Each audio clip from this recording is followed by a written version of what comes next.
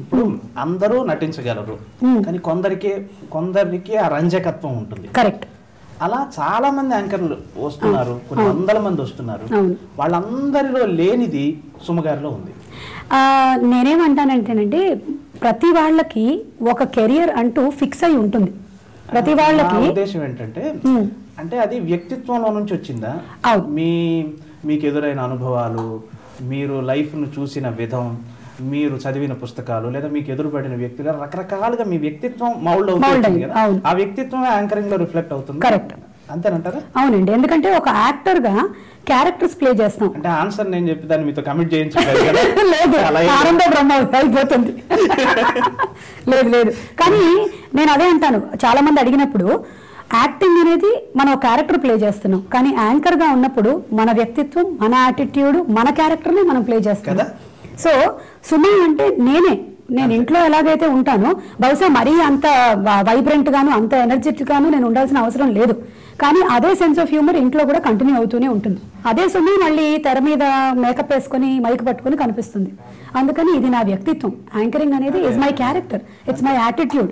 So ఎవరైనా వచ్చి మీలాగా చేయాలనుకుంటున్నావు అంటే నువ్వు నాలాగా చేయలేవు, ఎందుకంటే ఇది నేను, నువ్వు నీలాగే చేయాలి. You have to be yourself. When you are present at that moment you can do it. అంతే. నేను అలా చేయాలి ఇలా చేయాలి అనుకున్నప్పుడు అది చాలా కష్టం అయిపోతుంది, ప్రెషర్ అయిపోతుంది చాలా. మీ స్థాయికి వెళ్ళిన యాంకర్లు బహుశా ఒక్క దశలో పెప్సీ ఉంగల్ చాయిస్ ఉమా తమిళంలో, తెలుగులో మీరు ఇంకా భారతదేశంలో యాంకరింగ్ ఇంత లాంగ్ కెరియర్ ఉండి ఇంత జనరంజకత్వం ఉన్న వాళ్ళు బహుశా లేరు అనుకుంటారు. పాకిస్తాన్ లో ఒక ఆవిడ ఉన్నారు, బుష్రా అన్సారీ. అవును, మీరు చెప్పారు నాకు అంతకు ముందు, నేను ఆవిడ వీడియోస్ చూశాను. She is absolutely amazing. Bushra Ansari ఆవిడ ప్లే చేసే క్యారెక్టర్స్, ఆవిడ కండక్ట్ చేసే విధానం చాలా బాగుంటుంది. అట్లా అనుకుంటే మీ పంచావతారం ఇవన్నీ కూడా అద్భుతం కదా. అంటే నేను ఇందాక ఒక విషయం చెప్పాలనుకున్నానండి మీకు.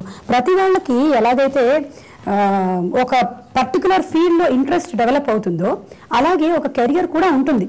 మనం దాన్ని సరైన మార్గంలోకి ఎంచుకోవడంలోనే సక్సెస్ ఉంది. So I was meant to be an anchor. నన్ను తీసుకెళ్ళి మీరు ఒక సింగర్ని చేయాలంటే నేను పాడుండేదాన్ని, కానీ ఎప్పటికీ నేను ఆ రేంజ్కి రీచ్ అవ్వలేను.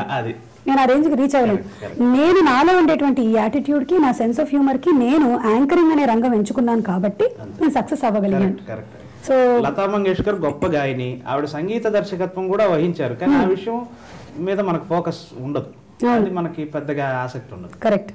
ఆవిడ సింగరే, అంతే, యాంకరే. సుమగారు సినిమాలు ప్రొడ్యూస్ చేయొచ్చు, సుమగారు ఇంకోటి టీవీ ప్రోగ్రామ్స్ ప్రొడ్యూస్ చేయొచ్చు, ఏది చేసినా కానీ మీరు నా మెయిన్ కెరియర్ ఏదైతే ఉందో అది నేను ఎప్పుడైతే ఎంచుకున్నానో, ప్రాబ్లీ అందరికీనండి అరౌండ్ 18 to 21, 22 ఆ టైంలో కల్లా డిసైడ్ అయిపోతుంది వాళ్ళు ఏ వైపుకి వెళ్ళాలి అనేది. మనకి యూనివర్స్ నుంచి సిగ్నల్స్ వచ్చేస్తూ ఉంటాయి, దాన్ని కరెక్ట్గా మనం అందిపుచ్చుకొని ఆ వైపుగా వెళ్తూ ఉంటే మనకి ఇంకా పాజిటివ్ థింగ్స్ అటాచ్ అవుతూ ఉంటాయి ఆ టైంలో. So that is what happened to me. తదుపరి ప్రశ్నకి వెళ్లే ముందే నేను ఒక విషయం మీకు చెప్పాలనుకుంటున్నాను. ఏంటంటే మీకు జనానికి మీరంతా ఎలాగా ఈవిడ మేడం అభిమానులు, నేను అలాగే అభిమాని కాబట్టి మొదటి నుంచి అంటే వీరి కెరియర్ని పరిశీలిస్తూ వచ్చిన వాళ్ళలో నేను ఒకనమాట. మీ సహస్ర ఫండ్ పివి నరసింహారావు గారు 1000 పడగలు చూశాను నేను. తర్వాత రావోయి చందమామ బహుశా మీ ఫస్ట్ సీరియల్ కదా? లేదండి, రావోయి చందమామ కల్లా నేను కొంచెం లెజెండరీ యాక్ట్రెస్ ని. అలాగే రావోయి చందమామ 95, నేను 91లో వచ్చాను ఇండస్ట్రీకి. సహస్రపన్ కూడా ఇంచుమించు 94, 95 ఆ టైంలో. చాలా చిన్న పిల్లలాగా దాన్నే ఉందండి, ఇప్పటికీ అలాగే ఉంటాను. చాలా అందంగా ఉంటారు అందులో, అంటే ఇప్పుడు అందంగానే ఉన్నారు, అది కాదు నా ఉద్దేశం. ఆ టైం ఎలా ఉంది? నేను ఇంటర్మీడియట్ ఇంకా క్లాసెస్ మొదలవ్వని టైంలో టెలివిజన్ ఇండస్ట్రీకి ఎంటర్ అయ్యాను. 1991 దూరదర్శన్ మాత్రమే ఉన్నటువంటి కాలం. అప్పట్లో మాకు సినిమా షూటింగ్స్తో కానీ టీవీతో కానీ మా నాన్నగారి వైపు 7 తరాలు, మా అమ్మగారి వైపు 7 తరాలు ఎవరికి ఎటువంటి సంబంధము లేదు అసలు ఈ ఫీల్డ్తో. మా అమ్మ ఇంట్రెస్ట్ కొద్దీ నాకు డాన్స్ నేర్పించారు కాబట్టి ఆ డాన్స్ పర్ఫార్మెన్స్ చూసి నన్ను ప్రోగ్రాంలోకి ఇన్వైట్ చేశారు.